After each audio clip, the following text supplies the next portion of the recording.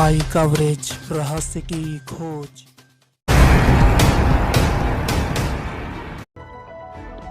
उत्तराखंड राज्य के मुख्यमंत्री त्रिवेंद्र सिंह रावत कोरोना संक्रमण से निपटने के लिए की गई व्यवस्थाओं का जायजा लेने के लिए हल्द्वानी के बाद अल्मोड़ा दौरे पर पहुंचे। मुख्यमंत्री अल्मोड़ा के बेस यानी कोविड अस्पताल पहुंचे, जहां पहुंचकर उन्होंने अस्पताल का पूरा निरीक्षण कर कोविड से निपटने के लिए की गई व्यवस्थाओं की जानकारी ली।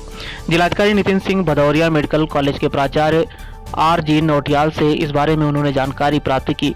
इस दौरान सीएम के साथ कैबिनेट मंत्री सुबोध उनियाल, राज्य मंत्री रेखा आर्य, सांसद अजय भट्ट और अजय टमटा समेत बीजेपी के तमाम कार्यकर्ता मौजूद रहे। अल्मोड़ा के कोविड अस्पताल का निरीक्षण करने के बाद सीएम ने कहा कि कोरोना एक युद्ध है, इससे निपटने के लिए सरकार ने पूरी तैयारी कर ली है। उन्होंने कहा, आज उन्होंने अल्मोड़ा के बेस अस्पताल और मेडिकल कॉलेज का निरीक्षण किया है।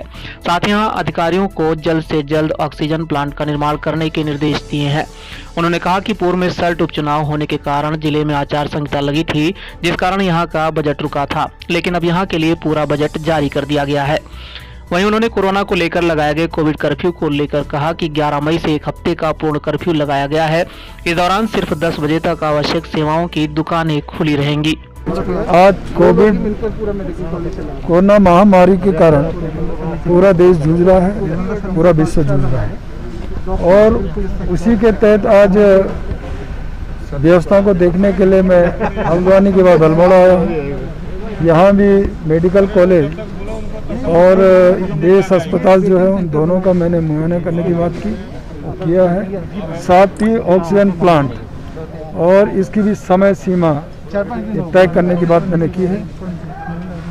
इसमें बिल्डिंग का जो अभी तक काम जारी था, किन्हीं कारणों से वो रुका रहा। जो पहले एजेंसी काम कर रही थी और उसको हमने काम देने मना किया, अब अपना जल निगम विभाग उसको कर रहे हैं। बीच में सल्ट विधानसभा का कारण आचार संहिता लगी रही, उसके कारण बजट फंडिंग हम दे नहीं पाए, लेकिन अब तत्काल बजट भी हम इसमें तत्काल स्वीकृत करके और इसको शुरू कराने वाले हैं। साथ ही वेंटिलेटर, ऑक्सीजन, ये सब प्रक्रियाएं, PP किट पूरी मात्रा में यहाँ हम लोग भेज रहे हैं। और कुछ जिले स्तर पर भी हमने कहा कि डॉक्टरों की यदि कमी है, अभाव है, तो जो मेडिकल कॉलेज है और उन मेडिकल कॉलेजों में फाइनल ईयर के छात्र, उनको लेने की बात की है। ऐसे डेंटल से बहुत सारे नौजवान और वो आए हैं, तो उनको भी हमने देने की बात की है। एक्स आर्मी मैन जो हैं उनको भी हमने उनकी सेवाएं लेने की बात की है। तो मुझे लगता है कि जहाँ जहाँ डॉक्टरों का भी अभाव है वो भी हम पूरा कर लेंगे। और कुल मिलाकर ये है कि हम पूरी तरह से इस कोविड महामारी जो ये एक युद्ध है और उस युद्ध के सामने जनता के साथ खड़े हैं। किसी को भी कोई दिक्कत ना हो, परेशानी ना हो, इसलिए हम लोग यह भी मैंने दौरा किया है वहाँ की वास्तविकता को जानने के लिए। और माननीय प्रधानमंत्री जी भी लगातार ब्रीफिंग ले रहे हैं और हर तरह से हमको जो भी आवश्यकता हो और वो उपलब्ध करा रहे हैं। अपने स्टेट की ओर से भी हम लोग पूरी तरह से कर रहे हैं।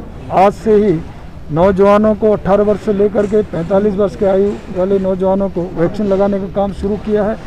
वह भी हमने पूरी तरह यानी अपने आप स्वयं सरकार ने खर्चा उठाने की बात की है, जिसमें 400 से अधिक करोड़ का खर्चा आता है।